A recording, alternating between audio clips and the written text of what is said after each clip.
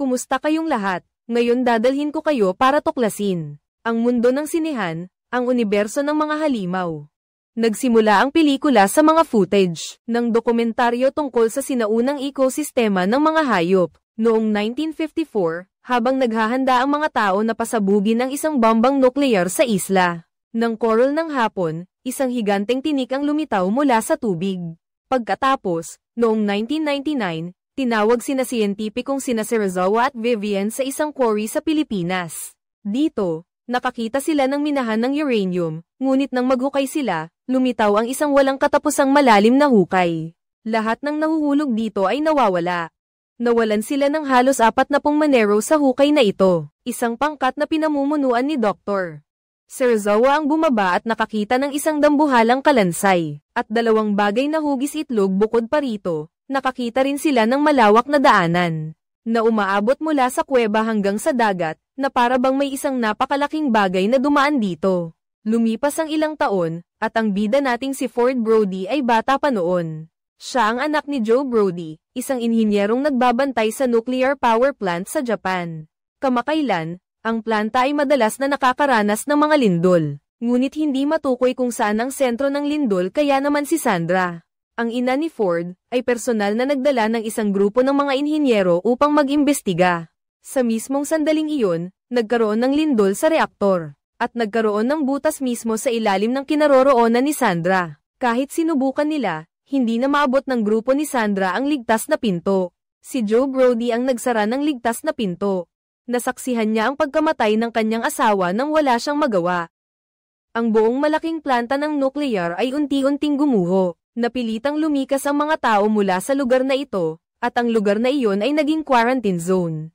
15 taon ang lumipas, si Ford ay naging isang bomb disposal officer sa U.S.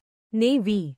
Siya ay mayroon na ngayong maliit at masayang pamilya kasama ang kanyang asawang si Alele, at ang anak niyang si Sam sa San Francisco. Umuwi siya mula sa isang misyon, at nalaman niyang si Rose, ang kanyang asawa, ay inaresto dahil sa paglabag sa quarantine zone. Palaging iniisip ni Ford na kakaiba ang kanyang ama, mula nang mamatay ang kanyang ina, ngunit palaging mabuti ang sinasabi ng asawang si Alele tungkol sa kanyang biyenan. Palagi niyang gustong magkasundo ang kanyang asawa at ama. Lumipad si Ford patungong Tokyo para magpiyansa para sa kanyang ama. Si Joe Brody ay patuloy na nababagabag sa pagkamatay ng kanyang asawa. Gusto pa rin niyang malaman ang tunay na dahilan, ngunit iniisip ni Ford na baliw na ito. Gusto niyang iuwi ang kanyang ama, ngunit sa pagkakataong ito, inakit pa siya ng kanyang ama na sumama sa paghahanap, at kaya kinabukasan, inaya ni Joe Brody ang kanyang minamahal na anak na lalaki na pumasok sa quarantine zone. Inakala ni Ford na ito na ang huling pagkakataon na matutulungan niya ang kanyang ama na iwan ang nakaraan at bumalik sa kasalukuyan. Nagsuot ng protective gear ang dalawang mag-ama at sumakay ng bangka papunta sa quarantine zone. Dito, matagal nang naging isang patay na lungsod. Ang mga halaman ay bumabalot sa lahat ng gusali at sasakyan. Nagsimula siyang magtanong kung bakit hindi nakakabuhay ang mga tao. Ngunit ang mga aso ay malayang tumatakbo, kaya natuklasan ng ama na ang lugar na ito ay walang radiation. Tinanggal ng dalawang mag-ama ang kanilang mga maskara at bumalik sa kanilang lumang bahay pagkatapos ng maraming taon ng pagkakawalay. Kasama ang mga personal na damdamin, biglang may helikopter na lumipad patungo sa nuclear power plant, na dating muling itinayo. Hindi nila maintindihan kung ano ang nangyayari, nang biglang may mga taong nakasuot ng protective gear na hamuli sa mag-ama. Dinala sila sa isang lihim na pasilidad na itinayo sa gitna ng mga guho ng dating planta. Isang higanteng kakon, na nasa gitna ng muling itinayong pasilidad. Ito ay kasalukuyang pinag-aaralan ni Dr. Serizawa at ng kanyang kasamang si Vivian habang si Joe ay iniinteroga. Nang muli, ang pangyayari mula 10 taon na ang nakalipas ay muling. Uulitin ko yung kakon na sinisip-sip lahat ng radioactive energy sa paligid. At nagsimulang mabasag. Lahat ng tao na nagtatrabaho sa paligid ng kakon ay inilikas ng mad alien. Inutusan ni Dr. Serizawa na sirain ang kakon gamit ang electronic gun. Inakala nila na napatay nila ang halimaw, ngunit isang napakalaking nilalang na may mahahabang binti, at malalawak na pakpak ang lumabas mula sa kakon. Sinira nito ang lahat ng pasilidad dito. Dinurog ang maraming tao na hindi pa nakakaalis, pagkatapos ay lumipad ito. Si Ford ay natrap sa sasakyan, ngunit sa kabutihang palad ay nakaligtas. Ang balita ay ipinalabas sa TV, si Elle sa bahay ay labis na nag-aalala para sa kanyang asawa. Pumasok ang hukbong dagat upang kontrolin ang quarantine zone at kinuha ang pamamahala. Ang organisasyon na nag-aaral tungkol sa mga hindi kilalang nilalang. Tinukoy ni Dr. Serizawa sina Joe Brody at Ford na sumama, ngunit si Joe ay masyadong malubhang nasugatan. Ilang salita lang ang nasabi niya kay Ford bago siya pumanaw. Sa barkong USS sa karagatan ng Hapon, si Serizawa, si Vivian Graham, at si Ford ay sabay na nagmamasid sa halimaw na tinatawag nilang hindi kilalang higanteng nilalang sa lupa. Ito ay M.U.T.O. Mula pa noong sinaunang panahon, ang antas ng radyasyon noon ay 10 beses na mas mataas. Sa kasalukuyan, lumitaw na ang malalaking nilalang na ito. Ginagamit nila ang radiation bilang pangunahing pagkain, ngunit sa paglipas ng panahon, bumababa ang antas ng radiation. Ang mga nilalang na ito ay lumulubog sa ilalim ng lupa at nag-hibernate. Itinatag ang isang imperial na organisasyon at nagsagawa ng pag-aaral tungkol sa mga nilalang na ito. Sinaunang nilalang na ito, tinawag nila ang pinuno ng sinaunang ecosystem na ito na Godzilla. Ito ang uri na sa tingin ni Dr. Serizawa ay makakatalo sa Muto. Alam nila na pinag-aralan ni Joe Brody ang mga nilalang na ito. Ngunit pumanaw na si Joe Brody kaya gusto nilang ipahayag ni Ford ang mga sinabi ng kanyang ama sa kanya. Ngunit inakala niyang baliw ang kanyang ama kaya hindi niya pinansin ang sinasabi nito. Gayunpaman naalala rin ni Ford ang isang mahalagang bagay tungkol sa paraan ng komunikasyon. Ng mga nilalang na ito, iyon ay ang pag-e-echo, batay sa ibinunyag ni Ford. Nalaman ni Serizawa na nakikipag-usap ang M.U.T.O. Sa isang bagay, bukod kay Godzilla, lumipad si Ford patungong Hawaii upang sumakay sa eroplano pauwi. Sa subway, may kasama siyang batang nawawala. Ang mga magulang ng Saratoga ay nakatanggap ng ulat na natagpuan ang bangkay ng isang Russian nuclear submarine. Sa Hawaii, isang tropa ang ipinadala upang hanapin ang bangkay ng submarino. Hindi lang ang bangkay ang natagpuan kundi pati na rin si Muto. Kinakain nito ang reactor ng barko. Gustong makita ni Serizawa ng personal kaya lumipad siya patungong Hawaii. Sa gabi, sinimulan ng militar na atakihin si Muto, ngunit ang mga bala at kanyan ay parang kagat lamang ng langgam para dito. Naglabas ito ng electromagnetic pulse na nagpaparalisa sa lahat ng sistema sa isla. Namatay ang mga ilaw, at ang buong lungsod ay nabalot ng kadiliman. Lahat ng eroplanong pandigma ay bumagsak pababa. Ang tren ng Ford na kasalukuyang umaandar ay huminto rin. Sa sandaling iyon, may lumabas na kakaibang senyales sa ilalim ng dagat. Inakala ng lahat na tsunami iyon, ngunit hindi, si Godzilla iyon na napakalaki. Umakyat ito sa pampang at nagdulot ng malaking alon na naglubog sa buong lungsod.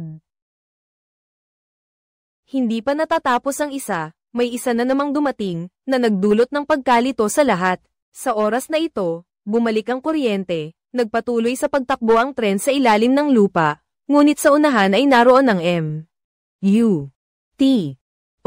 Itinapon nito ang bagon kung saan nakasakay si Ford, at hirap na hirap siyang mapanatili ang bata. Ang bata ay hindi nahulog sa International Airport. Si Godzilla, ang M.U.T.O. at ang militar ay nagkaroon ng isang matinding labanan. Kinabukasan, ang magandang Hawaii ay isa na lamang guho. Nahanap na rin ni Ford ang mga magulang para sa bata. Nagpasya siyang bumalik sa base para isagawa ang misyon na patayin ang halimaw. Sa kabilang banda, hinahabol pa rin ng militar si Godzilla habang si Godzilla naman ay hinahabol ang Muto. Sa puntong ito, naalala ni Dr. Serizawa ang unang kakon na dinala nila mula sa Pilipinas. Dati nang pinag-aralan ito ni Serizawa ngunit walang resulta. Napagpasyahan niya na hindi ito gumagana at walang kakayahang makapinsala. Sa kasalukuyan, ito ay nasa imbakan ng nuclear waste sa bundok Yoka. Isang unit ng militar ang ipinadala rito para mag-imbestiga. Ngunit huli na ito. Ang unang Muto na ito ay napisa na, at mas malaki na ng 1.5 beses kaysa sa isa pang Muto. Dahil wala itong pakpak tulad ng isa pang Muto, winasak nito ang Las Vegas sa daan patungo sa kanluran. Hinulaan ni Serizawa na ito ang babae, at ang dalawang nilalang ay magtatagpo upang magparami. Nagplano ang militar na patayin ang 3 halimaw, gamit ang kanilang pinakamalakas na sandatang nuclear. Si Serizawa at ang kanyang mga kasamahan ay hindi sumang-ayon sa planong ito. Naalala nito sa kanya ang pagkamatay ng kanyang ama noong 1954. Ng bomba atom ng Amerika sa Hiroshima dahil ang Muto ay maaaring maglabas ng electromagnetic pulse EMP. Kaya nila dinala ang bomba na may mechanical detonator sa pamamagitan ng lupa. Bilang isang tenyente sa pagpapasabog ng bomba, humingi ng pagkakataong sumali si Ford sa plano. Sa pamamagitan ng riles, dinala ng tropa ang bomba sa harap ng isang tulay. Medyo madilim at hindi sila makontak sa kabilang panig. Kaya si Fox kasama ang 3 sundalong namunguna sa daan, masyadong madilim. Kaya kahit nahati sa 2 direksyon, hindi pa rin nakita ng grupo na nagtatago ang Muto. Nang matukoy na ligtas ng dumaan ng tren, lumitaw ang Muto. Sinira ang tulay at kinuha ang bala. Ang buong haba ng tren ay nahulog sa ilog. Si Ford sa takot ay tumalon sa ilog at lumangoy sa ilalim. Kinabukasan isa pang grupo ng mga sundalo ang ipinadala upang kunin ang natitirang bahagi ng bomba. Ang bida na si Ford ay nakaligtas sa mga guho. Dinala siya nila pabalik sa base para alagaan ngunit sinabi niyang ayos lang siya at handa na. Sa susunod na misyon tinawagan niya ang kanyang asawa at sinabing pupunta siya sa ospital para sunduin sila ng mag-ina. Si Elle at ang kanilang anak na si Sam ay naghihintay pa rin sa ospital na sunduin sila ng kanilang ama. Ngunit para sa kaligtasan ng kanilang anak, hiniling ni Elle sa isang kaibigan na dalhin ang bata sa isang ligtas na lugar. Sam naman ay naiwan at naghintay sa kanyang asawa, at nagpatuloy ang mga pangyayari sa isang tulay sa San Francisco. Ang lungsod na ito ay itinuturing na isang lugar kung saan nagtatagpo ang 3 halimaw. Ang mga tangke at barkong pandigma ay pinalakas para salubungin sila. Ngunit isang kumpas lang ng buntot ni Godzilla ay lumipad na sila. Isang barkong pandigma lang ang itinaas niya at binaligtad na. Isang buong bangka, inabot lang ng isang kamay, at naputol ang buong hanay ng mga tulay. Ang driver ng bus, dahil sa takot, ay mabilis na nagmaneho sa tulay. Hindi alintana ang mga harang, kaya naman ligtas na nakatawid si Batang Sam sa labanan. Sa kabilang banda, isang grupo ng mga sundalo ang nagsimulang magpaputok. Sa sandaling iyon, sunod-sunod na bumagsak ang mga eroplano na parang mga ibong napilayan ang pakpak. Nagpapahiwatig na darating si Muto, bumaba ito mula sa langit, at nilubog ang buong armada ng mga barkong pandigma. Kinuha nito ang warhead at lumipad patungo sa babaeng Muto. Nakasalukuyang gumagawa ng pugad. Sa gitna ng sentro ng lungsod ng San Francisco, nagbabanta sa buhay ng milyon-milyong tao. Nagpa siya ang militar na gumamit ng nuclear warhead. Kaya ngayon, kailangan nating mag-alala sa mga halimaw at sa pag-disarm ng warhead.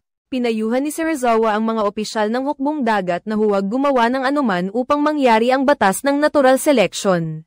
At magagawa iyon ni Godzilla. Si Ford ang tanging bomb disposal expert na nakaligtas sa nakaraang pag-atake, kaya siya ang mangguna sa misyon, na magpapakamatay papasok sa pugad ng babaeng Muto upang i-disable ang warhead. Ang lalaking Muto ay napakaliit kumpara kay Godzilla. Ngunit dahil gusto nitong protektahan ang babaeng Muto, handa itong makipaglaban hanggang kamatayan kay Godzilla. Samantala, si Ford kasama ang isang grupo ng mga sundalo ay nagparatrop papasok sa pugad ng babae. Nakita nila sa loob ng pugad ang libo-libong itlog, habang si Godzilla ay madaling matatalo ang bawat Muto ng paisa-isa. Ngunit kapag nagtulungan ang 2 Muto, kaya nilang patumbahin si Godzilla. Talagang ang kalamangan ng bilang ng mga tao, natuklasan ng grupo ni Ford, na ang warhead ay lubhang nasira at hindi na mapapagana. Kaya nagpa siya silang isagawa ang plano B. Ilabas ito sa dagat upang sumabog kapag nakalabas na ang kanilang mga kasamahan. Tiningnan ni Ford ang pugad at nagpa siya na pasabugin ito. Ang buong pugad gamit ang isang tangke ng gasolina. Nang makita ng babaeng Muto na sumabog ang kanyang pugad, agad siyang bumalik sa pugad. Tiningnan niya ang pugad na galit, pagkatapos ay lumingon siya kay Ford. Nasugatan sa tabi, tila nilulunok na si Ford. Ngunit nabawi ni Godzilla ang lakas nito at direktang nagbuga ng apoy patungo sa babaeng Muto, na nagpatamba rito. Lumipad ang lalaking Muto at dumaikit kay Godzilla para kagatin at punitin ito. Ngunit paano magiging katapat ng isang Godzilla ang maliit na lalaking Muto? Ginamit niya ang kanyang buntot para hampasin ng malakas ang lalaking Muto, na tumama sa isang gusali at namatay agad. Nagtinginan sina Godzilla at Ford bago bumagsak ang gusali sa ibabaw ni Godzilla. Mabilis na tumakbo si Ford patungo sa daungan. Sa oras na iyon, nakalapit na ang babaeng Muto sa bangkang may dalang warhead. Nagpa siya ang mga sundalong nagdadala ng warhead sa bangka na lumabas. Ang daungan ay nagpapaputok patungo kay Muto para lituhin ito. Galit na pinatay ni Muto ang lahat ng sniper. Si Ford ngayon ay nag-iisa na lang, sumakay siya sa bangka at sinimulan ay set up ang autopilot. Dala ang warhead palabas ng dagat, si Muto ay nasa likuran at sumusunod pa rin. Ngunit si Godzilla ay muling iniligtas si Ford, ginamit niya ang kanyang kamay para buksan ang lalamunan ni Muto at nagbuga ng atomic breath dito. Pagkatapos ay binali ang ulo nito, pinatay ang dalawang Muto. Lahat ng kuryente at ilaw sa lungsod ay nagsimulang gumana muli. Tila nagising ang lungsod. Tiningnan ni Ford ang warhead, 5 minuto na lang ang natitira. Nakadama siya ng kawalan ng pag-asa. Inakala niyang magsasakripisyo siya sa laban na ito. Ngunit bumalik ang kuryente. Gumagana na ang eroplano. Isang helicopter ang lumipad papunta para direktang iligtas si Ford. Halos mawalan siya ng malay pagkatapos ng labanan. Kinabukasan, sa gitna ng wasak na mga guho, nagkita muli si Ford ng kanyang asawa at anak. Samantala, ang mga taong nasa ilalim ng mga guho ay hinahanap. Nakita nila si Godzilla na nakahandusay sa tabi ng dalampasigan. Akala nila patay na ito ngunit nagulat sila nang ito ay nagising. Akala ng lahat ay muli nitong wawasakin ang lungsod. Ngunit hindi, ito ay tumayo at umungal na parang ipinapakita ang lakas nito bago bumalik sa malawak na karagatan. Mula noon, si Godzilla ay pinuri ng media bilang hari ng mga halimaw. Pagkatapos ng malaking labanan ni Godzilla at Muto, nalaman ng mundo ang pag-iral ng mga higanteng nilalang, at patuloy na hiniling sa gobyerno na lipulin sila. Sa laban ng iyon din, nawala ang pamilya Russell. Ang kanilang anak na lalaki, sina Eileen, sina Mark at Emma ay nagkaroon ng hindi pagkakasundo sa pananaw na humantong sa paghihiwalay. Ang asawang lalaki ay umalis at nagpunta sa isang malayong lugar. Si Emma ay nakatira kasama ang kanyang anak na si Madison at nagtatrabaho siya para sa Monarch sa isang sinaunang templo sa China. Ang Monarch ay isang alyansa ng gobyerno ng ilang bansa, na naglalayong manghuli at mag-aral ng mga higanteng nilalang, na tinatawag na Titans. Isang mapayapang umaga, habang nag-aalmusal sina Madison at ang kanyang ina, biglang nayanig ang lupa. Alam ni Emma na may nagising na higanteng nilalang dito, isang higanteng larva, na naghahandang lumabas sa kanyang kabaong. Ang mapaglarong larva ay dahan-daang tumayo, lumingon sa maliliit na tao. Ang mga siyentipiko ay nag-deploy ng mga harang. Habang gumagana, sinabi ng gwardya na may sira si Emma at nagbabala sa lahat na lumabas doon. Ngunit isang sundalo dahil sa sobrang takot ay nagpaputok. Sa pagkakataong ito, talagang nagalit ito at patuloy na inaatake ang lahat. Nakita ng punong siyentipiko na mapanganib ito at nagpa siya na pindutin ang self-destruct button para kay Mothra. Ngunit pinigilan siya ni Emma, tumakbo siya sa panganib. Ginamit ang organ machine na ginawa nila ng kanyang asawa noon upang pakalmayin ito. Sa maikling panahon, hindi pa nahanap ni Emma ang tamang frequency. Si Mothra na baliw na nagpapalabas ng sapot patungo kay Emma, si Madison ay labis na nag-aalala para sa kanyang ina. Kinuha niya ang card ng kawani at pumasok agad sa gitna ng panganib. Sa wakas ay nakuha ng makina ang frequency ni Mothra. Nagsimulang maging palakaibigan ng uod sa tao. Hinayaan pa nitong haplasan ni Edison ang ulo niya. Hindi pa man sila nakakabawi sa tuwa nang may sumabog sa labas. Pagkatapos ay may narinig na putok, pumasok ang mga magnanakaw. Pinangunahan sila ni Alan Jonah, isang dating koronel ng militar. Gusto niyang ibalik ang natural na kaayusan. Pagkatapos patayin ang lahat ng kawani ng pananaliksik, tanging sina Emma at ang kanyang anak ang kinuha niya. Sa Washington, may nagaganap na isang mesensinang pagpupulong sa pagitan ng gobyerno at ng monarch. Gusto ng gobyerno na lipulin ang mga halimaw, samantalang gusto naman ng monarch na protektahan sila. Isang doktor ang nagsabing dahil sa paninira ng tao sa kalikasan, ang mga halimaw ay nagsisimulang bumalik para sa balanse ng mundo. Sumagot si Dr.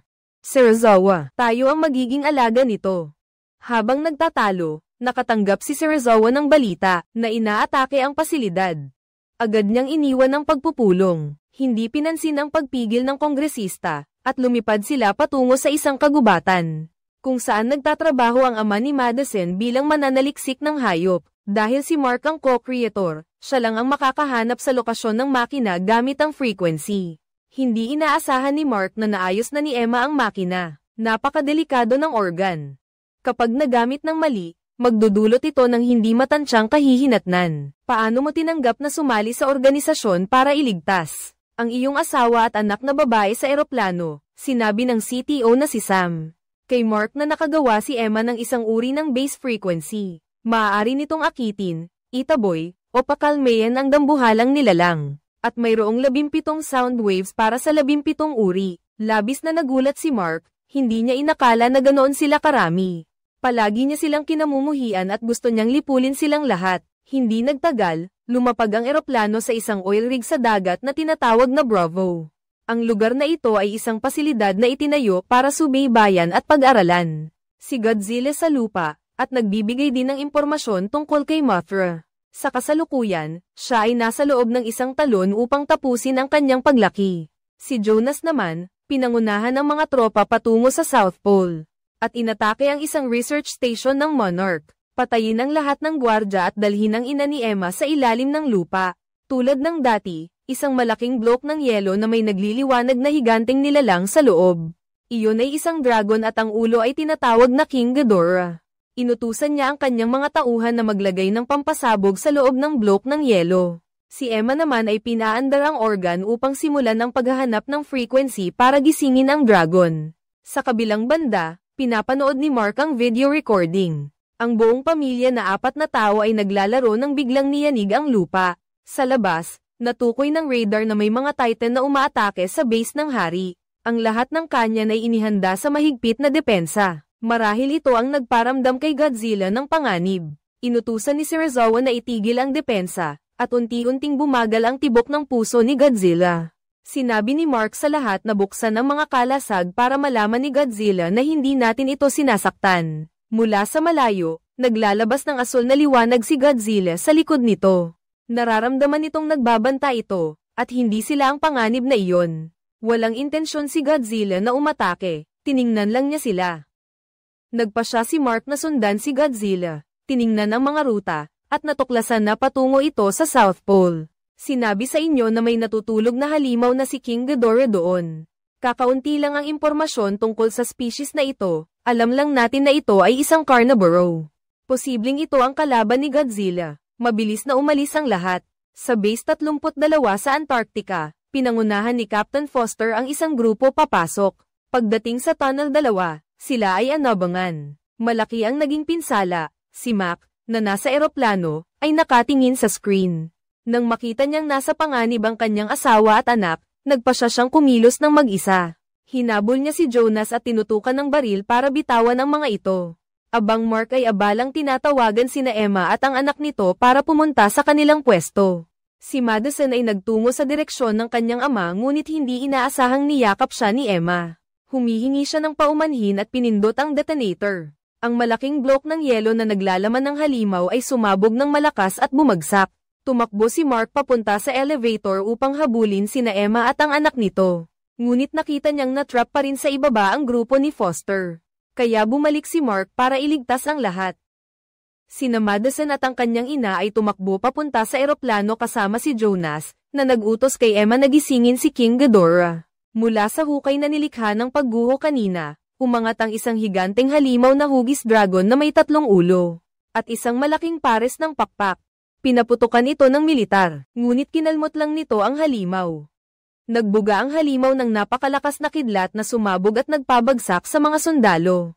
Tumakas sina Mark at ang lahat, ngunit bago pa man makapag-start ang eroplano, naapektuhan ito ng mga kidlat. Hindi gumagalaw ang halimaw. Nang makita ni Madison na nasa panganib ang kanyang ama, kinuha niya ang organ, upang makuha ang atensyon nito. Agad na tumigil sa pag-atake si King Ghidorah. Itinaas ang ulo para magbuga ng kidlat kay Jonah. Mabilis na pinatay ni Emma ang makina at lumipad kasama si Jonah. Nagalit din si King Ghidorah. Patuloy nitong sinisira ang eroplano ni Mark. Parang dumating na si Godzilla. Nagkatinginan ng dalawa at umungal. Iniladlad ng 3 ulo na dragon ang mga pakpak nito para magpakita ng lakas kay Godzilla. Ang hari na si Godzilla ay nanatiling matapang. Nagbuga siya ng atomic breath patungo kay King Ghidorah, ngunit 3 ang ulo ng kalaban. Mabilis na napasailalim sa kapangyarihan si Godzilla. Nahulog si Godzilla sa hukay. Sa gitna ng panganib, dumating ang militar at nagpaputok ng missile kay King Ghidorah. Ngunit tila walang epekto, isang missile ang sumabog at nagpatalsik kay Mark, na nagpawalang bahala sa kanya. Bumalik si Godzilla sa arena, at dahil sawa na si King Ghidorah sa paglalaro, lumipad na ito palayo. Galit na umungol si Godzilla sa langit, at sinabi ni Foster na nakita niyang si Emma ang nagpasabog. Ngunit hindi siya pinaniwalaan ng lahat, naisip nilang tinatakot lang si Emma. Nagising si Mark at nagbigay ng kumpirmasyon na kusang loob na ginawa ni Emma iyon. Sinuri ng lahat ang mga pangyayari at napagtanto nilang sinusubukan niyang palayain ang lahat ng dambuhalang nilalang. Ngunit hindi maintindihan ng lahat kung bakit niya ito ginagawa. May tumawag mula kay Emma. Bakit pagkatapos ng pagkamatay ng kanyang anak, naniniwala siya na ang tao ay nagiging parang isang uri ng sakit, na nakakahawa at sanhi ng lahat ng pagkalipol. Napansin ni Emma na saan man dumaan ang mga higanteng nilalang. Dahil sa kanilang radyasyon, mabilis na tumutubo ang mga halaman. Gusto niyang gamitin ang organ para ilabas ang lahat ng higanteng nilalang upang maibalik ang kaayusan ng kalikasan, isakripisyo ang sangkatauhan para maibalik ang mundo. Kaya lahat ay nag-iisip na baliw si Emma at sinisikap siyang kumbinsihin. Sinabihan ng asawa niya ang kanyang asawa na magising na dahil hindi lang nito maibabalik ang kanilang anak, kundi magdudulot pa ito ng panganib kay Madison. Ngunit iginiit pa rin ni Emma na ituloy ang pangarap. Ganito na siya, parang mga ekstremistang terorista. Narinig ng anak niyang babae ang buong pag-uusap na ito. Labis siyang nadismaya sa kanyang ina, sinubukan siyang pigilan ni Madison. Ngunit nakipagsabuatan na si Emma kay Jonas. Inactivate niya ang organ, biglang sumabog ang bulkan. Kasabay ng pag-agos ng lava ay may lumitaw na higanteng ibon. Halimaw ng apoy na si Rodan, ang tagapagmana ng Phoenix ng apoy. Sinubukan ng hukbo na ipagtanggol ang mga tao laban dito. Ngunit ang mga ordinaryong armas ng tao ay parang nag-aayos lang ng balahibo nito.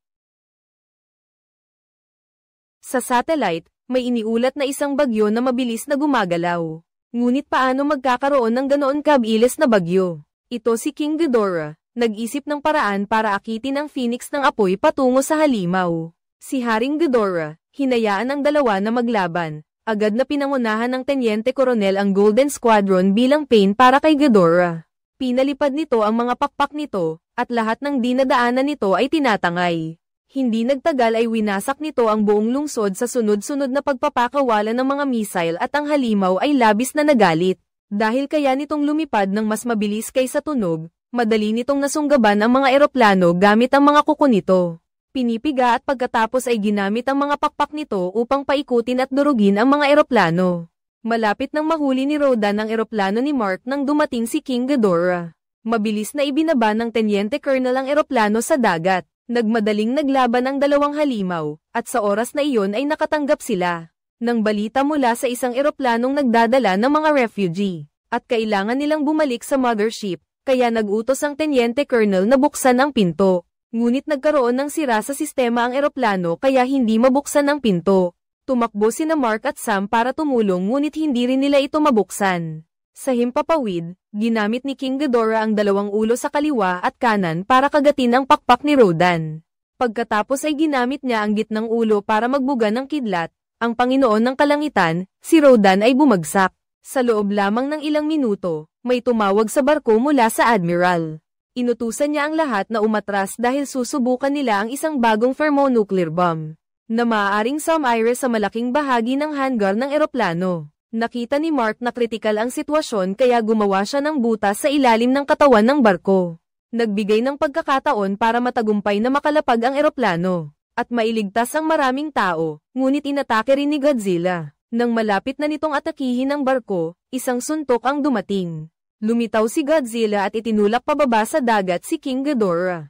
Sa pagkakataong ito, mukhang lamang si Godzilla sa lokasyon. Mabilis nitong kinagat at naputol ang isang ulo ni King Ghidorah. Habang nananaig, biglang mula sa malayo, bumagsak ang isang nuclear bomb. Sa isang iglap, kumalat ang isang puting liwanag sa malawak na lugar. Isang kakilakilabot na pagsabog ang naganap. Maraming bangkay ng isda ang lumitaw sa ibabaw ng dagat. Hindi inaasahang lumabas si King Ghidorah mula sa ilalim ng dagat. Ito ay, nawalan ng isang ulo, bumababa ng husto ang lakas ni Godzilla.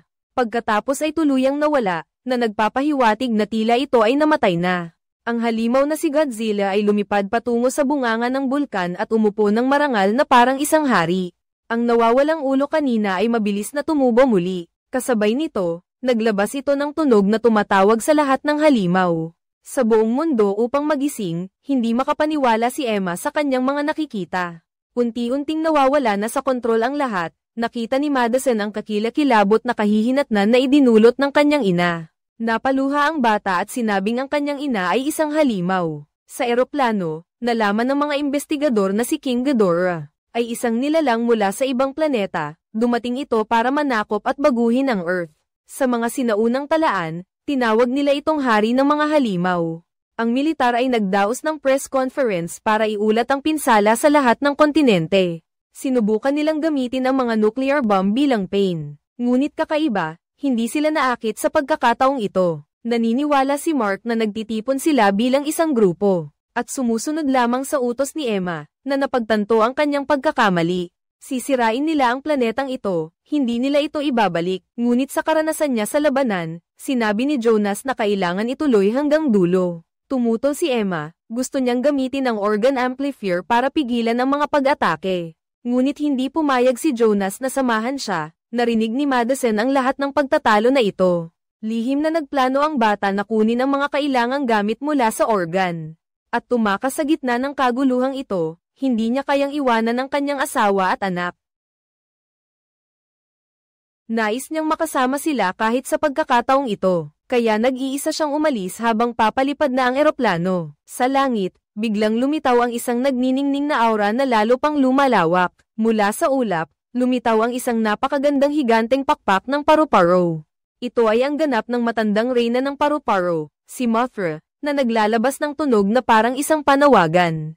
Hindi inaasahan, may tugon mula sa kailaliman ng dagat. Bagamat mahina, ito nga ang frequency ni Godzilla. Huwag sabihin na ito ang pag-ibig na lumalagpas sa mga species sa alamat.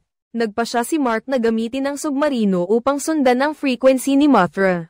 Upang gabayan sila pababa sa dagat para hanapin si Godzilla, biglang nagkaroon ng malakas na pagyanig ang submarino pagkatapos ng ilang distansya. Ang katawan ng barko ay bumangga sa isang matigas na bagay. Inutusan ni Dr. Serizawa na ilunsad ang 3 probe. Pumasok sila sa gitna ng isang sinaunang guho na may mga inskripsyon sa bato, tungkol sa mga higanteng nilalang. Sila ang mga unang Diyos sa mundo. Maraming pinagmumulan ng radiation dito. Sa tuwing nasasaktan, babalik dito si Godzilla para magpagaling. Ito ang kanyang tahanan, ngunit ang prosesong ito ay tumatagal ng ilang taon. Sa oras na iyon, baka sumama na sa King Ghidorah ang kanyang kasintahan. Gusto siyang tulungan ng lahat. Ngunit malubhang nasira ang sistema ng armas. Tanging time bomb na lang ang may lalagay, ngunit ang sino mang pupunta ay nangangahulugang isasakripisyo ang sarili. Ang doktor ay nag-apply ng visa para gampanan ang mahalagang tungkuling ito. Sa lupa, ang militar ay hirap na nakikipaglaban sa mga halimaw. Ngunit ang pagkatalo ay tanong na lang ng oras, bigla silang huminto sa pakikipaglaban. Ang balita ay nag-ulat din na ang mga halimaw sa lahat ng dako ay biglang naging masunurin. Ito pala ay dahil nagtagumpay si Madison sa paggamit ng sound amplifier sa organ.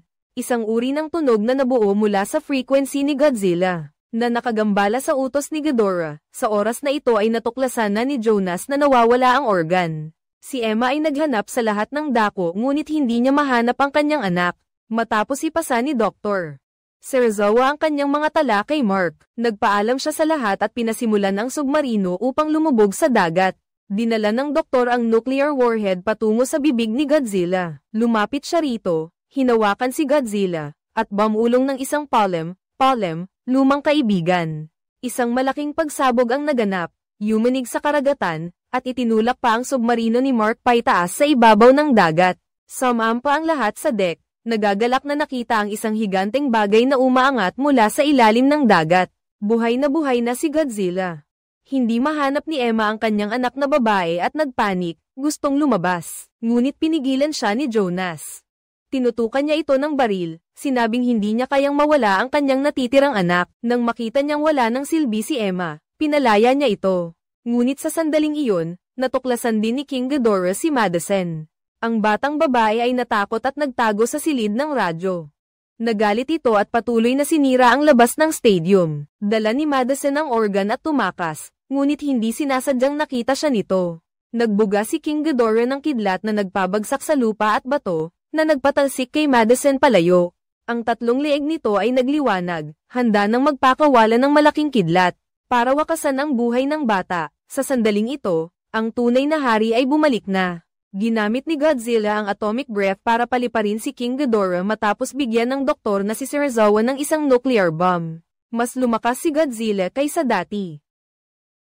Ang heat ray mula sa bibig niya ay mas malakas din, at may kasama pang mga eroplano at barkong pandigma ng militar.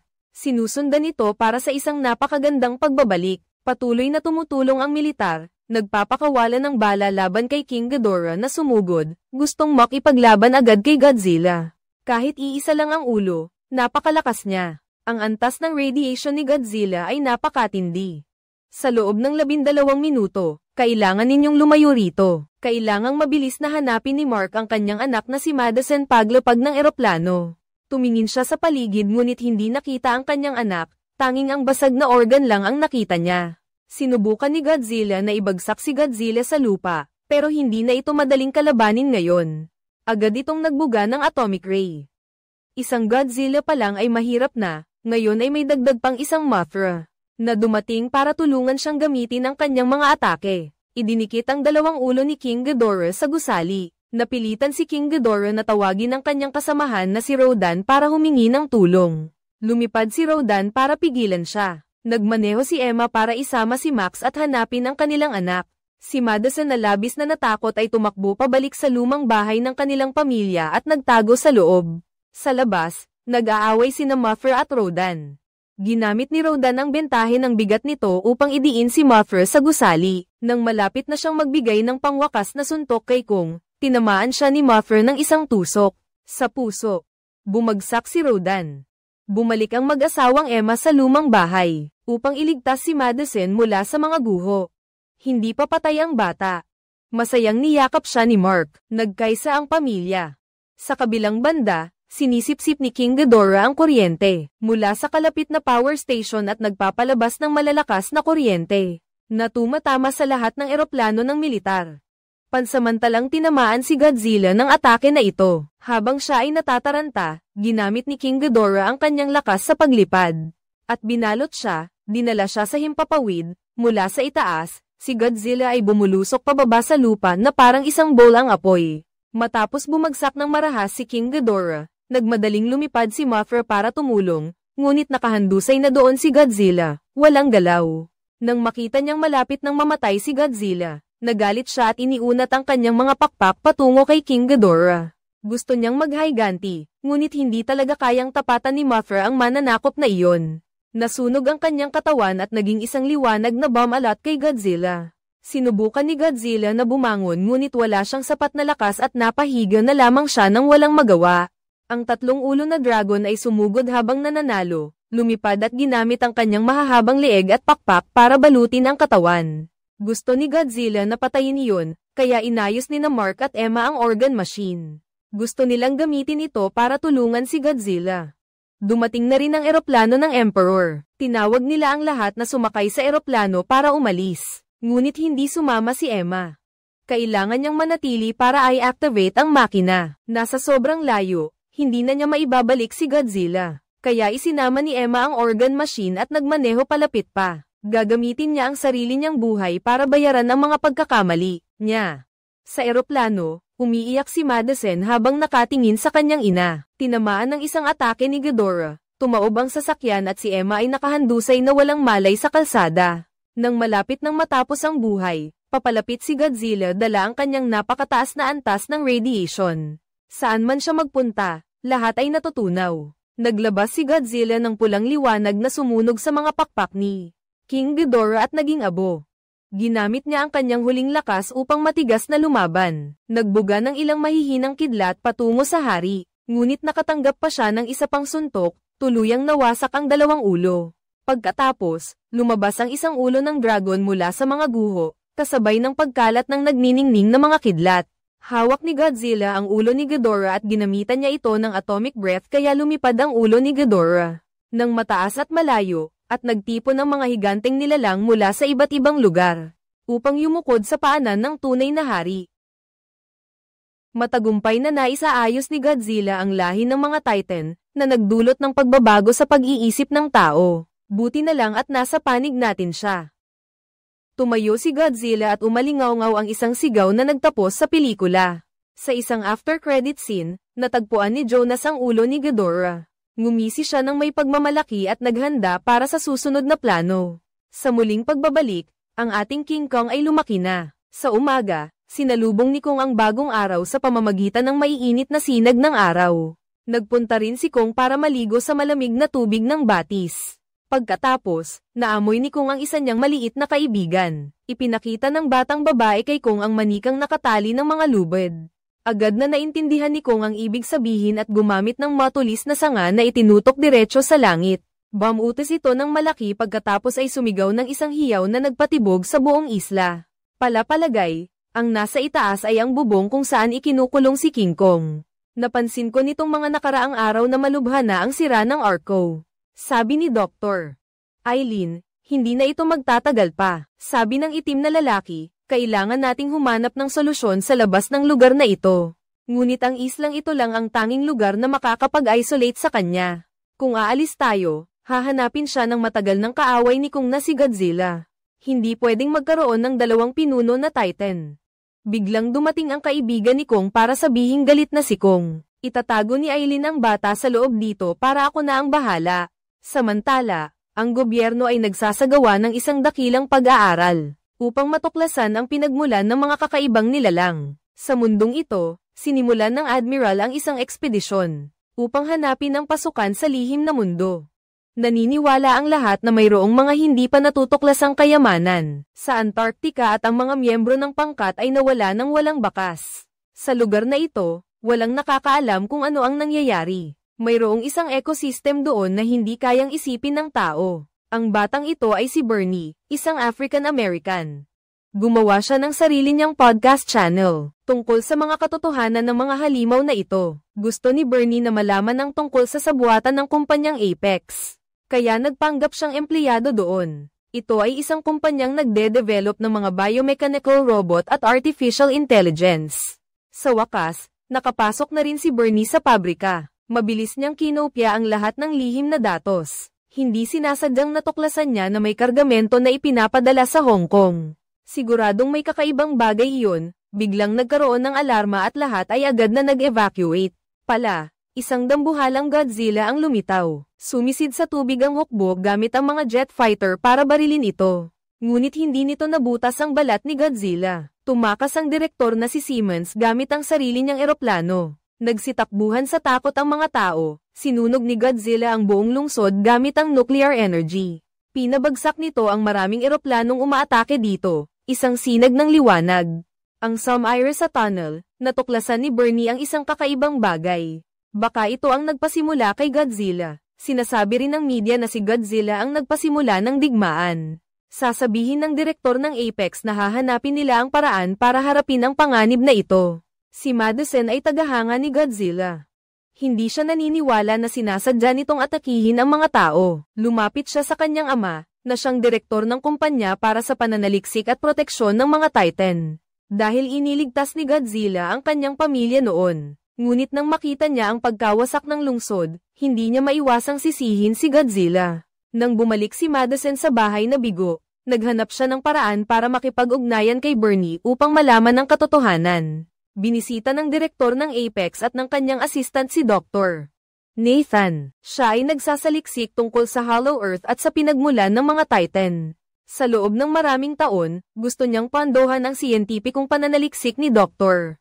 Nathan. Ito rin ang pangarap habang buhay ni Nathan at ng kanyang yumaong kapatid. Assistant, ipakita mo ang larawan mula sa planeta. Ito ang bagong planetang natuklasan mula sa satellite ng Earth. Isang malawak na ecosystem sa ilalim ng lupa na parang anumang karagatan. Napakalaki ng enerhiya dito na nagbibigay ng matinding sigla sa mga mababangis na Titan. Kung makukuha natin iyon, ang pinagmumulan ng enerhiya na iyon ay magbibigay sa atin ng sandata laban kay Godzilla. Ipakilala niya ang isang sasakyang pangkalawakan na kayang lampasan ang gravity. At pakiusap, pangunahan mo ang misyon na ito. Upang tulungan ang sangkatauhan laban sa halimaw na si Godzilla, kailangan nila ang tulong ni Kong sa paglalakbay na ito. Ang dambuhalang unggoy ang gagabay sa kanila papasok sa loob ng mundo. Hollow Earth, si Dr. Eileen ay pupunta sa Skull Island at kumbinsihin ang kanyang lumang kaibigan na si Kong. Nagabayan sila papasok sa gitna ng mundo. Sinabi mo kay Dr. Aileen, na iyon ay maaaring ang pinagmulan ni Kong. Sumang-ayon siyang ibalik si Kong sa kanyang tahanan. Ang batang si Gia ay nalungkot dahil aalis na si Kong sa lugar na ito. Isinakay nila si Kong sa isang malaking barge. Hindi siya kinadina o pinigilang gumalaw. Nang magising siya at makitang nakakadena siya, labis siyang nagalit. Kasama rin sa biyaheng ito si Maya, ang anak ng direktor ng ABEX. Napakayabang niya. Nang gabing iyon, nagplano ang grupo. Tungkol sa pagpasok sa gitna ng mundo, ikinwento ni Aileen ang tungkol sa dating buhay na paghihiganti ni na Godzilla at Kong. Kapag nagkita ang dalawang Titan, isa lang ang magiging pinuno, at hindi sisuko si Kong kan-inuman. Sa labas, malakas ang ulan. Lihim na lumabas si Gia para dalawin ang kaibigan niyang si Kong. Galit na galit siya dahil nakagapos. Pinahawakan ng bata ang kamay ng matalik niyang kaibigan. Sinabi ni Gia na si Kong ay labis na nalulungkot at nagagalit. Sinabi ni Aileen kay Kong na hindi niya naiintindihan na para lang sa ikabubuti niya ang ginagawa nila. Sa puntong ito, nagbigay ng senadorya si Kong na gusto na niyang umuwi. Labis na nagulat si Aileen sa bagay na ito. Alam na ni Maya at Dr. Nathan ang kakayahan ng bata. Inaya ni Madison ang kanyang mga kaklase para imbestigahan ang kaso ni Godzilla. Ginamit niya ang mga pahiwatig na sinabi ni Bernie sa kanyang audio. Sinundan nila ito at nahanap ang address ni Bernie. Sinabi niya na nakakita siya ng isang kakaibang bagay sa lihim na bunker. Pinaghihinalaan niya na ito ay isang advanced na teknolohiya. Kinuha ni Bernie mula sa kanyang bulsa ang isang bote ng alak, ang huling regalo ng kanyang yumaong asawa. At kung maubos ito, ibig sabihin sumuko na siya. Sinimulan nila ang plano para pasukin ang kumpanya ng Apex. Samantala, si Kong ay inalagaan ng isang almusal na puno ng isda mula sa dagat. Habang nakikipag-usap sa kanyang kapatid na babae, tila may kutob ang bata. Nang hipuin niya ang pader ng barko, nalaman niyang papalapit na si Godzilla. Natukoy din ng radar si Godzilla, at nang maramdaman ni Kong ang kalaban, nagalit ito at gustong makawala. Ang mga barkong pandigma ay nag-focus ng kanilang apoy at inatake ang halimaw. Ngunit lumubog ng malalim si Godzilla sa dagat. Gusto ni Aileen na i-unlock ni Dr. Nathan si Kong, para maprotektahan niya ang sarili niya at tayo. Ginamit ni Godzilla ang mga tinik sa likod niya para atakihin at hatiin ang isang barko. Ang buntot ni Godzilla ay nagpasabog sa dalawang barko. Diretso si Godzilla kay Kong, agresibo niyang binaligtad ang isang barko. Ang mga barkong pandigma ay nagpapaputok ng mga torpedo para guluhin si Godzilla. Sa mapanganib na sitwasyon, nagtagumpay si Dr. Nathan na i-unlock si Kong. Ginamit ni Kong ang lahat ng lakas niya para sipain ang ulo ni Godzilla at binaligtad niya ang barko. Pansamantalang nakaligtas ang lahat sa panganib, tinanggal ni Kong ang kadena sa leeg at nakita na si Godzilla ay lumalangoy sa paligid ng dalawang barko. Tumalon si Kong sa kalapit na barko. At naghagis ng eroplano kay Godzilla ngunit wala itong epekto. Nagsimula ang labanan ng dalawang makapangyarihan. Sinuntok ni Kong ang bibig ni Godzilla at itinulak ito pabagsak sa tubig. Hindi rin nagpatalo si Godzilla. Binaril nito ng atomic breath ang barko. Nagsimula ang labanan ng dalawang halimaw sa ilalim ng tubig, kung saan kalamangan ni Godzilla. Agad na nagpaputok ng mga torpedo ang lahat para suportahan si Kong. Isang malaking pagsabog ang naganap at sa wakas ay nakasakay si Kong sa barko pagkatapos ay nanghina dahil sa pagkalunod sa tubig dagat. Bumabalik si Godzilla sa oras na ito, inutusan ni Dr. Nathan na patayin ang lahat ng makina. Nang makita ni Godzilla na wala ng lakas ng kalaban para lumaban, umalis na ito. Mayroon pang maraming iba pang halimaw dito. Alam na ni Kong kung saan siya kailangang pumunta. Nang umakyat siya sa matarik na bundok, natuklasan ni Kong ang mga piraso ng bato na walang gravity. Agad siyang tumalon at lumutang sa himpapawid. Sa kabilang banda, bumalik ang grupo ni Bernie sa Apex Base. Matapos matagumpay na ma-unlock ang Madison Bunker, nakatuklas sila ng elevator. Sabay silang bumaba sa ika-33 palapag, isang ilaw ang lumitaw na may babala ng panganib. Isang malaking makina ang inangat mula sa ibaba. Ito pala ay ang Mechagodzilla, isang mechanical Godzilla na ginawa ng Apex. Sinimulan ng matandang direktor ang pagkonekta ng makina sa piloto. At inactivate ang robot, ito ay kinokontrol ng kamalayan ng tao. Si Simon ay nasisiyahang pinagmamasdan ang kanyang imbensyon, pinahintulutan niyang bitawan ang Skull Lizard. Hinawakan ng Mechagodzilla ang halimaw ng mahinahon. Ginamit niya ang atomic breath para hatiin ang butiki sa gitna. Pumasok ang buong grupo ng mga tiktik sa bodega. Sa puntong ito 40% lang ng kapasidad ang gumagana ng sistema. Ang gusto niya ay walang hanggang enerhiya mula sa core ng mundo. Napagtanto ni Madison na ito ang dahilan kung bakit inaatake ni Godzilla ang punong tanggapan ng Apex. Sa oras na ito, ang alarma ay tumutunog, si Godzilla ay mabilis na gumagalaw patungo sa Hong Kong. At si Kong ay napakalapit na sa kanyang tahanan. Sa unahan ay isang malaking tuktok ng bundok, isang sinaunang pintuang bato. Ang lumitaw at mayroon ding mga bakas ng daliri ng mga sinaunang hari. Inilagay ni Kong ang kanyang kamay at itinulak ng malakas ang pinto. Sa loob ay isang malawak na palasyo at ang mga pamilyar na haligi. Ito ang ninuno ni Kong. Sa lupa ay mayroong hindi mabilang na bangkay ng mga higanteng halimaw. Sa gitna nito, kinuha ni Kong ang isang palakol na nakatusok sa bungo ni Godzilla. Ang palakol na ito ay gawa rin sa dorsal spine ni Lord Godzilla. Umupo si Kong sa trono, nakita ng mga sasakyang panghimpapawid na ligtas sila kaya lumapag sa lupa. Bumalik sa Apex headquarters sa Hong Kong, naghahanap ng daan palabas ang grupo ng mga investigador. Hindi sinasadyang binuksan ni Madison ang isang pinto, natuklasan ng buong grupo na ito ay isang bungo ng isang Titan Lord na halimaw na si King Ghidorah. Ikinabit nila ang mga cable sa DNA nito. Iyon ang koneksyon ng nerbiyos na dumadaan sa makina para makontrol ito ng tao. Sa labas, lumitaw si Godzilla at dumiretso patungo sa punong himpilan ng Apex. Dahil sa napakalaking laki nito, saan man magpunta si Godzilla, malaki ang pinsalang idinudulot nito. Inutusan ng ama ni Madison na ilikas ang mga tao, lumikas sila patungo sa ligtas na lugar. Sa kabilang banda, naramdaman ni Kong ang enerhiya, inilagay niya ang kanyang palakol sa isang butas na parang susi. Doon ito nagkarga ng enerhiya mula sa kaibuturan ng mundo. Pagkatapos, naglabas ito ng asul na sinag na bomb alat sa trono.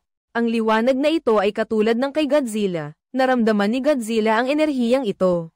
Kaya't direkta niyang ibinuga ang atomic breath sa core ng mundo. Labis na natuwa si Simmons nang makita ang reaksyon ni Godzilla. Ipinapakita nito na nahanap na ng kanyang anak ang pinagmumulan ng enerhiya. Kinuha niya ang sample ng enerhiya gamit ang robot, nagpumilit si Eileen na pigilan ito ngunit huli na ang lahat. Ngayon, matagumpay na nilang naipadala ang sample ng enerhiya sa ibabaw. Labis na nagalit si Kong, biglang nayanig ang kuweba. Maraming paniki ang lumabas at inatake sila. Mabilis na inutusan ni Maya na umalis at iniwan ang research team. Si Dr. Nathan at ang magkapatid na Eileen ay inatake ng dalawang paniki. Buti na lang at ang atomic breath ay tumagos sa kuweba. Pinatay ang paniki na iyon at nagbigay din ng daanan patungo sa ibabaw. Inatake ni Maya si Kong gamit ang baril kaya nagalit ito at dinurog ang spaceship. Nakita ni Kong na nawasak ang tahanan ng kanyang mga ninuno, kaya kinuha niya ang palakol at dumiretso sa tunnel. Sumakay din ang grupo ni Eileen sa spaceship at sinundan si Kong habang ang grupo ng mga tiktik ay nakapasok sa control room. Nahuli na sila, umakyat na si Kong sa lupa, dalawang Titan ang umuungal. Lumipad si Kong para sumibat gamit ang palakol, umiwas si Godzilla at bumalik para kagatin si Kong. Pagkatapos nito ay naganap ang isang patas at kapana-panabik na labanan. Hindi tayo makatingin palayo, ang barko ng grupo ni Eileen ay lumapag na sa lupa. Halos pumasok sa bibig ni Kong, nang umiwas siya ay tinamaan siya ng atomic breath. Ginamit ni Kong ang bloke ng semento para salagin ang asul na sinag. Pagkatapos ay tumalon si Kong para salagin ito gamit ang palakol, at buong lakas na hinampas ang bibig ni Godzilla. Isang malakas na pagsabog ang nangyari, at parehong naitapon sina Kong at Godzilla, at sila ay bumagsak ng nakadapa. Ang grupo ng mga tiktik ay dinakip at dinala sa harap ni Simmons. Nang makita pa lang siya, agad niyang nakilala si Madison at sinabing tatapusin niya ang panahon ng mga Titan. Sinabi ni Madison, tinulungan tayo ni Godzilla para magkaroon ng kapayapaan, pero ikaw pa ang nagpasimula ng digmaang ito. Kahit na inatake ng matindi si Godzilla, hindi pa rin ito natalo ni Kong. Patuloy na inaatake ni Kong nang walang tigil si Godzilla, hindi ito binibigyan ng pagkakataong magpahinga. Sinamantala ni Godzilla ang pagkakataon, kinagat ang kamay ni Kong at binaligtad ang sitwasyon. Itinapon ni Godzilla si Kong sa isang gusali, sunod-sunod na sinuntok, at kinamot ng kuko ang dibdib ni Kong. Inapakan ng malakas ni Godzilla ang katawan ni Kong, at pinatamaan ng atomic breath ang mukha ni Kong, halos ikamatay nito dahil sa mabahong hininga. Si Godzilla ay umalis ng mayabang, si Kong ay nagpumilit tumayo ngunit muling bumagsak at nanatiling walang malay. Sa oras na ito, Si Simmons, sa kabila ng lahat ng babala tungkol sa napakalakas na bagong pinagmumulan ng enerhiya, ay nagpatuloy pa rin sa pagpapakain nito kay Godzilla para sa pagsubok. Ang sobrang lakas ng enerhiya ay matagumpay na nagising kay Ghidorah. Kinuha nito ang kontrol mula sa tao at kay Godzilla. Ang makinang si Godzilla ay sinakal si Simmons, winasak ang bundok, at sumugod palabas. Agad na nalaman ni Godzilla kung sino ang tunay na kalaban nito. Ang makinang si Godzilla ay marahas na winasak ang lungsod at lumingon upang atakihin pati si Godzilla. Dahil ito ay isang makina na ginawa ng tao na mas sopistikado, na may dagdag na armas, lumipad ito para talunin si Godzilla. Dito, tumakbo ang batang babae patungo kay Kong, naramdaman niyang humihina na ang tibok ng puso ni Kong. Kailangan nating gamitin ang sobrang kuryente para mailigtas si Kong. Alam na ni Lian kung nasaan ang pinagmumulan ng kuryente. Pinalipad niya ang sasakyang panghimpapawid sa dibdib ni Kong. Ang mechanical monster ay medyo malakas, patuloy nitong dinadaig si Godzilla. Tila hindi nito binibigyan ng pagkakataong mabuhay si Godzilla. Inactivate ni Nathan ang self-destruct mode at tumakas sa sasakyan. Ang barkong iyon ay sumabog at nagpasigla sa tibok ng puso ni Kong. Nagising si Kong at dumating si Gia para ipaliwanag kay Kong. Si Godzilla mismo ang nagligtas sa atin ng tunay na kalaban na dapat nating harapin ay si Godzilla. Ang makinang iyon, nakiusap ang batang babae kay Kong na tulungan si Godzilla at pinayuhan si Kong na mag-ingat. Ang halimaw na makina ay humila kay Godzilla at naghanda itong gamitin ang hininga nito para tamaan ang bibig ni Godzilla. Nang biglang sumugod si Kong mula sa likuran para atakihin ang halimaw na makina. Nakita ito ni Godzilla at tumayo para makipagtulungan kay Kong laban sa halimaw na makina.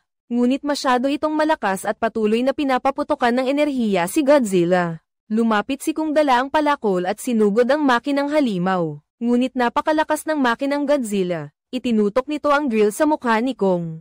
Sa kabilang banda, nagawa ni Bernie na i-disable ang power source nito gamit ang server. Dumating ang pagkakataon, nag-charge si Godzilla ng enerhiya sa palakol. Nagbigay ito ng dagdag na lakas kay Kong, at pinutol ni Kong ang mga kamay at paa ng kalaban.